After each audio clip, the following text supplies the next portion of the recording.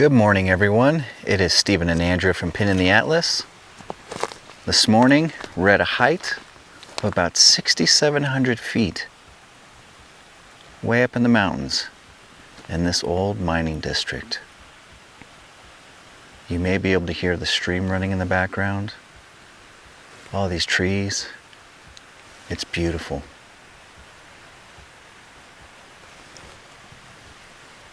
Yeah, what makes this ghost town different is, well, firstly, it's built in two parts. You've got a mining district and then you've got a residential district.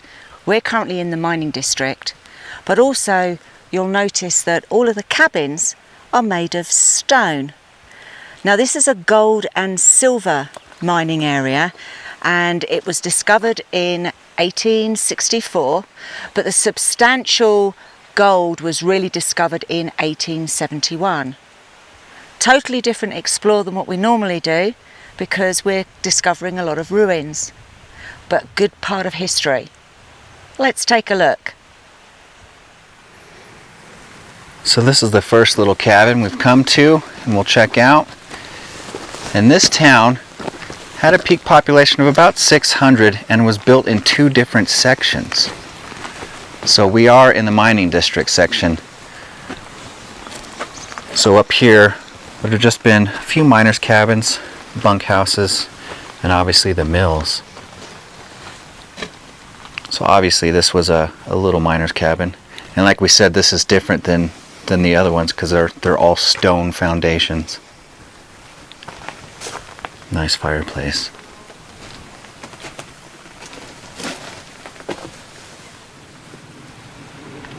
See, there's the cabin we just left, and right next door would have been an identical one. Smaller fireplace. This one is not in as good shape though. Walked down to check out this one. Looks to be like it's sitting in a wash.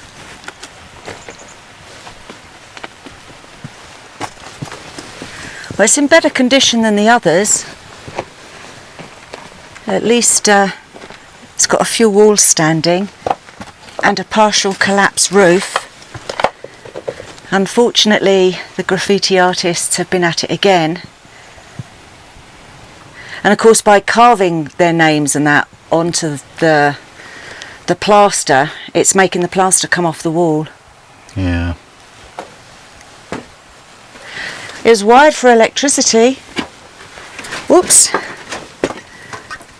You've got those two. Oh yeah. Now that's strange, it being wired for electricity, because the whole place was abandoned in the 1880s. I know they had a couple of attempted revivals, but for them to have had electricity back then. Well, like maybe in some of the revivals they tried to retrofit some of these cabins. Yeah, possibly. Now I just thought this has got to be after the 1900s, this particular cabin anyway, because round nails and all of the wood structure. So perhaps they came in and revamped the cabins. So this is obviously the remains of where the old mill would have been, and you've got the hoist house at the top there, which we'll go up to. Now this mine closed in 1876, I believe, and then in 1881 the town became totally abandoned, although there were other revivals, like we said. Well, let's take a look up at the mill, the hoist. Now we have seen these before. They use these for steam. Pump them full of water, then they heat them up. Down here, you see it's lined with bricks. Create a fire. So this is Joshua Hendy Ironworks from San Francisco, California. We'll get a peek up in here. See, it's got all the different tubes that the water would be in to create the steam. Very large piece. Very heavy as well. It's all cast iron. And just right next to it, we're at the top of the mill. So this could have been, almost looks like a giant ore bin. And then down here on the bottom, that looks like the remains of a generator. Now this would also be a hoist as well, wouldn't it? Or would it just be, what would it be? I can't tell. We might have to climb up to the top. I'd said it looks like it's just a massive ore bin. The way it's built, because I don't see, like the tower, I believe up on top there would have been a little, could have been a little room up there for an operator to sit. We'll have to, like I said, we'll have to get a better view. Because down here you can see there's no pit underneath of it, so it doesn't drop down. So I'll have to get a better view of this, but the timbering is just astounding. And you can kind of tell it is leaning pretty good. Climbed up to get a better view, and this is as close as we can get. You see there's nowhere else to kind of, I mean, there's a little trail that we scrambled up to get up here, not the safest bet. Did slip, but you can kind of see it's really deteriorated, and you can see more how it's leaning. But then right there, that second level, there is a piece of machinery still in there, and the best way to describe it is like when you go to your local laundromat, you use one of those large dryers, and it's got that metal cylinder with all the holes through it to let the moisture out. That's what it looks like. And then it just drops down, and that just looks like a huge bin. So obviously with it all destroyed like this, it didn't quite see the ore chute on the other side. And you get a look at the steam boiler down over there from the top side. And this great view over the valley.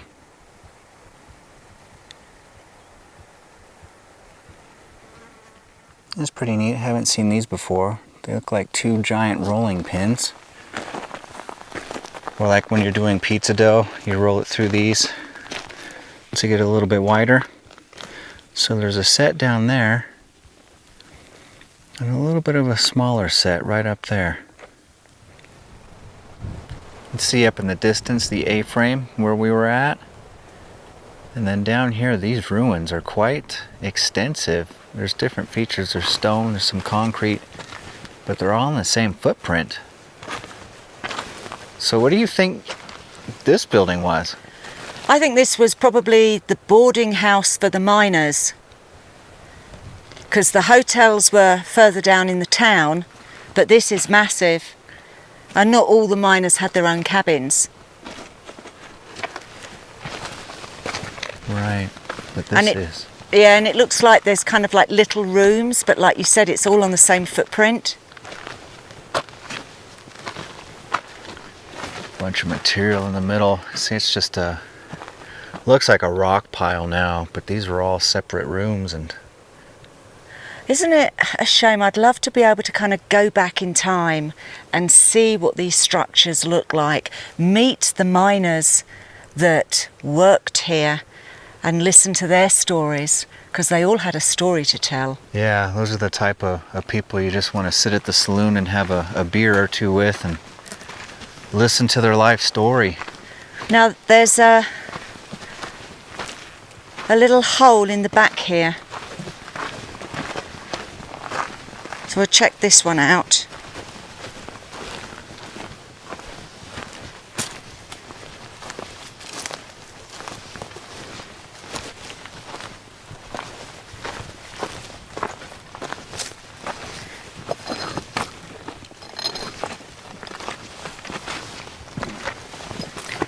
Well, this is caved in, but I'm wondering whether or not, I mean, is this a natural cave-in, or could this be like a root cellar? That's hard to tell. It doesn't look like it went back very far, and because of the tree growth here. Which makes me think it's either natural or a root cellar. Mm-hmm. Huh, interesting. Andrea spotted a mining claim, so she's going to make her way up to that. I'll catch up with her in a second. But we found it walking past this old cabin, and we're wondering, just like we had seen at a previous location, if this could have been like a duplex. You see the roof is collapsed, but also the remains of the roofing nails, and then how they use pressed tin on the ceiling. But you can also see, maybe from a different angle here, you got the two vent pipes. And right down the middle, it looks like there could have been a wall separating them, so it might have been a duplex type building. But it's sad to see it's all caved down now. Alright, get a closer look in this one.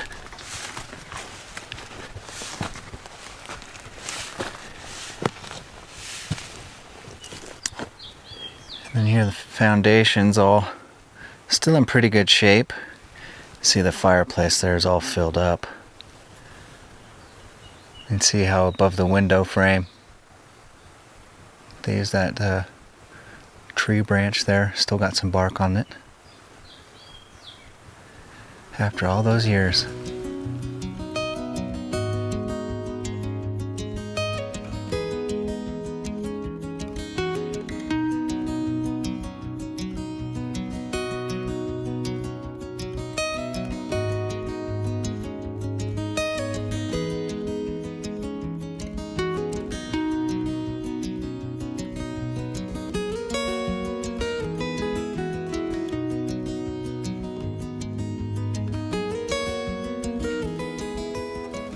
Further up into the canyon, this is the most intact cabin on the site.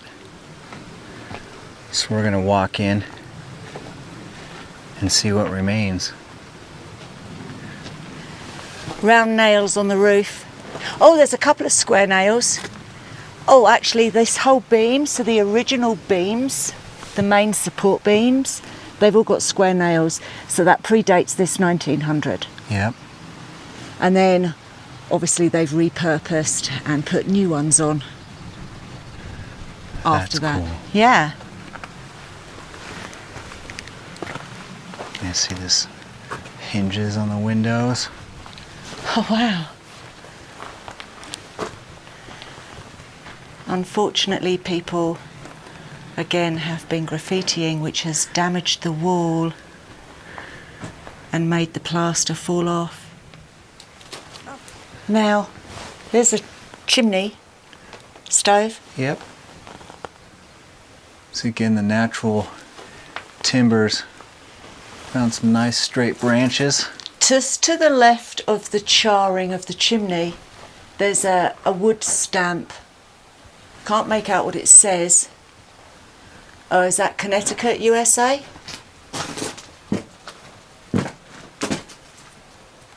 Oops, sun glare. Can you see it? I can see it. Don't know if that's gonna turn out. Do you want to try and zoom? It's really hard to make out.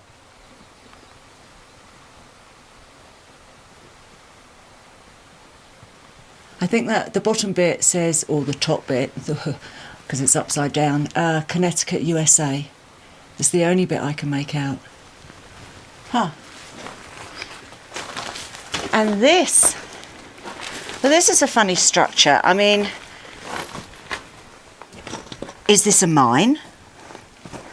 And they had a mine shaft built into their house, or would this be cold storage? It kind of looks very narrow. I don't see any remnants of shelving. It kind of looks like a mine, doesn't it? A mine entrance. It looks like that could have been, and the landslides have just completely taken it down. Oh, on the top there, fabric. That's cool. So they've obviously lined the ceiling with a tent. It's a very tall ceiling as well. There's another chimney here. There is. So I wonder if one was for heating, the other one was the stove in the kitchen area? Possibly. And are these old dynamite boxes that they've used for shelving? Repurposed for shelving? I think they're really cute. That's cool. That's a good idea. Oh, what a shame. I mean, they've had to board it up because people have been shooting and smashing the glass. Yeah. So that's the cabin we just explored. And I'm sure you could have heard when we walked up the sound of rushing water. There's a stream, and the road continues that way, so we'll see what's up here. Now, there are several springs further up the canyon. Whether or not they all converge, I don't know. And then, of course, you've got the snow melt. So they do have a fantastic water supply. Oh, yeah. I mean, this is really fast flowing.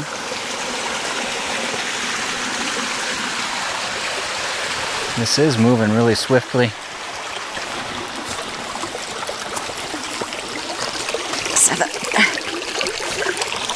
Very cold, but not ice cold. I mean, refreshing cold.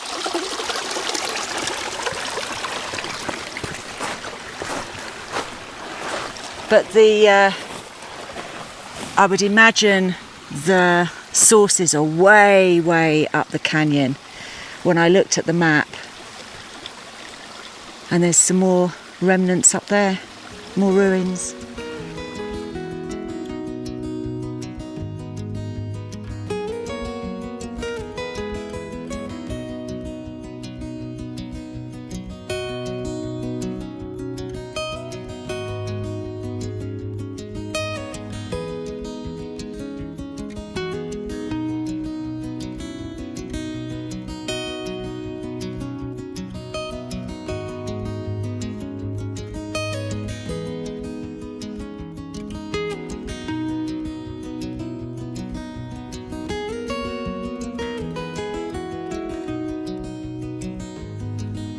So we scaled up a couple massive tailing piles that we'll show you in a second to find this. It's all graded off. This is now a protected habitat, so it probably means that there's bats in there. I don't know, you can't really make it out here, but there is water in the entrance to that. But I'll just turn around and show you where we've come from. So there's a collapsed little building here. And then over there, where Andrew's standing in front of, that's what we saw in the distance. That's what we hiked up here to see. We thought that would have been the adit. That's just a little stone house we'll check out in a second. So what's your best guess? I have no idea. Not a mine entrance, obviously. Maybe a little store cupboard. Maybe this is where they would store the ore cart when it wanted to go to sleep at night. But it is very small.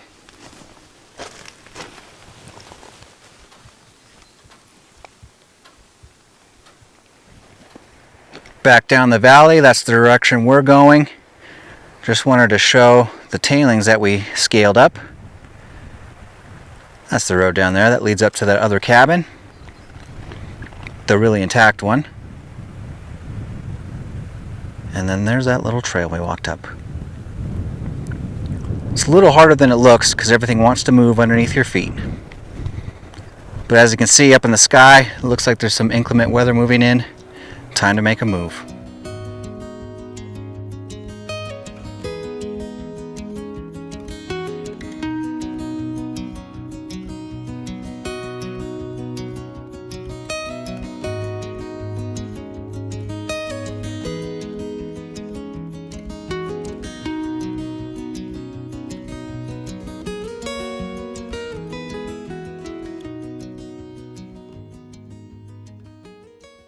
Now this is the lower part of the town, which was meant to have the stores, the houses, businesses and the post office, which originally opened in 1874, closing several years later, and then it reopened several times.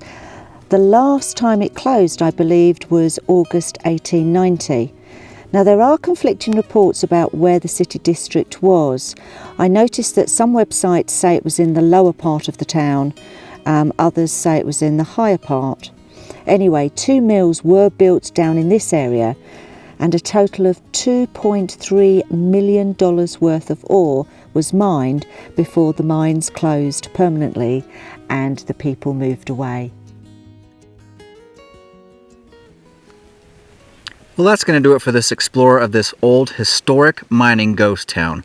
We hope you enjoyed going through and seeing the old stone buildings, because we know we did. Yeah, you've got to give those miners credit. We're right out in the middle of nowhere, and this was built in the 1870s. Wow, they are real hard-working people. And on that note, get out there, go and explore, put another pin in the atlas, and we will see you on our next adventure. Bye.